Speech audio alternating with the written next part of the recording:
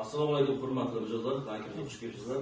Har doimgidek bank bilan mijozlar o'rtasida hamkorlikda mana shunaqa uchrashuvlar bo'lib o'tyapti. Uchrashuvlar ma'nosi fuqarolarning bank xizmatlari bo'yicha tushunmovchi savollari bo'lsa, yo qiziqarli savollar bo'lsa, yo takliflari bo'lsa, hammasi bo'yicha suhbatlashib, berilgan savollarga javob berib kelyapmiz. Albatta shu bank bo'yicha kimda savollar bor? Bank kredit bo'ladimi, omonatlar bo'ladimi? yoki boshqa hokazo xizmatlar bo'yicha kimda savollar bo'lsa marhamat berilsin. Yo'llarda bir qiziq qoldi. Odamlar topshiryapti omonatga. Masalan, men ishonch to'g'ri shunga. Masalan, dollar topshirsa qanday bo'ladi? Tartibiga pul topshirsa qanday bo'ladi? Foizi olishi. Tushunarli. Siz omonatlar bo'yicha so'rayapsiz. Ha, omonatlar bo'yicha. Hozirgi kunda fuqarolarning bo'sh ma'lumotlar bo'yicha banklarga omonat qo'yishlar hozirgi kunda banklarga ishlashda oshib bormoqda. Bizning bankimizga davlat tomonidan kafolatlangan bank bo'lib, Agrobankimiz hozirgi kunda fuqarolardan bo'sh ma'lumotlarni omonatga qabul qilib olamiz. Bunda omonat turlaridan eng yaxshi turlardan komfort omonat turlarimiz bor. Ya'ni omonat turlarimizni komfortni aytib o'tsak, bo'sh turgan mablag'laringizni bankka qo'yib qabul qilamiz bankka 21%. Talab qilib muddat omonat turiga kiradi, muddat omonat turida 20% beriladi. Buning eng afzal tomonlari belgilangan tartibda ma'lum qismini qoldirib muddat kelmasdan olishingiz mumkin. Buning eng afzal tomoni ustiga qo'shib boruvchi foizi bo'lsa, foizini qo'shib ketishingiz mumkin yoki yana bo'sh mablag'ingiz bo'lsa, yana qo'shib ketishingiz mumkin. Boshqa omonat turlarimiz ham bor. Albatta, yevroda ham qabul qilamiz, dollarda ham qabul qilamiz, chet el valyutasida, so'mda ham qabul qilamiz. Bu kafolatlangan bank sifatida hozir xizmat ko'rsatyapmiz. Marhamat, yana kimda savol bor? Chorva mollari uchun kredit chorva mollari olib chorva qiziqasiz demak, chorvachilik yo'nalishida. Chorvachilik yo'nalishida hozirgi kunda bankimizda mahsulotlarda bizga birinchi qadam, bizga ko'mak loyihasi va mahalla loyihasi bo'yicha kreditlar berib o'tyapmiz. Demak, bizga birinchi qadam yo'nalishi bo'yicha 5 million so'mgacha beryapmiz, 12 muddatga. Bizga ko'mak loyihasi bo'yicha 17 million so'mgacha beryapmiz. Va mahalla loyihasi bo'yicha 50 million so'mgacha beryapmiz. 50 million so'mgacha berib 60 muddatga 2 yil imtiyozlar.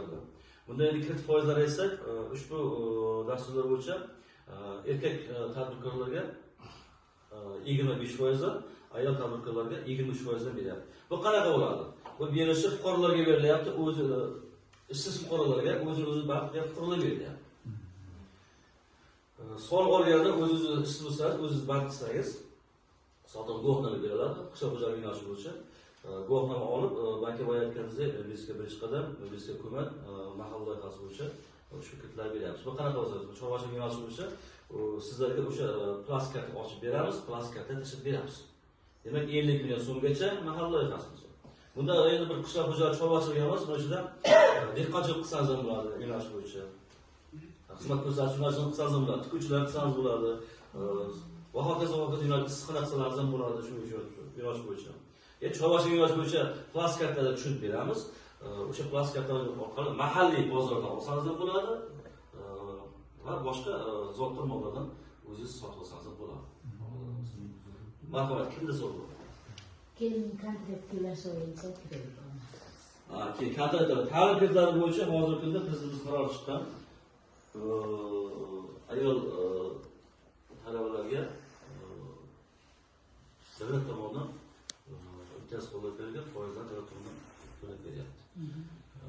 Faqat ta'lim kreditlar aytib qo'yay, ta'lim kreditlar faqat kunduzgi yo'nalishdagi o'qiyotgan talabalarga ajratilyapti. Demak, keyingiz o'qishga kirgan bo'lsa, birinchi to'lgan narsangizni o'sha ta'lim oliy oldida o'qishga kirgan to'g'risida ma'lumotnoma, kontrakt to'lov bo'yicha shartnomasi. Talaba bilan oliygohlik shartnomasini olib kelasiz va pasportni olib kelasiz. Sizga beramiz. Bunda kredit ta'minot sifatida 3 shaxs kafilligi bilan kreditlar ajratib beriladi. Ayol kishilarga yuqorida aytib o'tganimdek imtiyoz bor. Davlat tomonidan to'lab beriladi. Davlat tomonidan foiz to'lab beriladi. Qachonki o'sha talaba 6 yilga bitirib kelgandan keyin, ishga joylashgandan keyin, o'shandan keyin asosan ish haqida to'lab ketursa bo'ladi. Ishlab to'lab ketursa bo'ladi. Yana kimda savollar bor? Mana shu bo'yicha mana shu bank tafsilotlari bo'yicha hozirgi kunda har bir mahallada mahalla agentlar faoliyat yuryapti va mahalla bankirlar faoliyat yuryapti. O'sha mahallangizda ish ko'rish bo'lsa, mahallaga borib, bemalol o'sha yerda bank xodimimiz, mahalla bankiri, mahalla agentimizga murojaat qilsangiz, shu bank to'g'risida savollarga to'liq javob olasiz. Savollaringiz bo'lsa, e'tiborga olishga kiraman.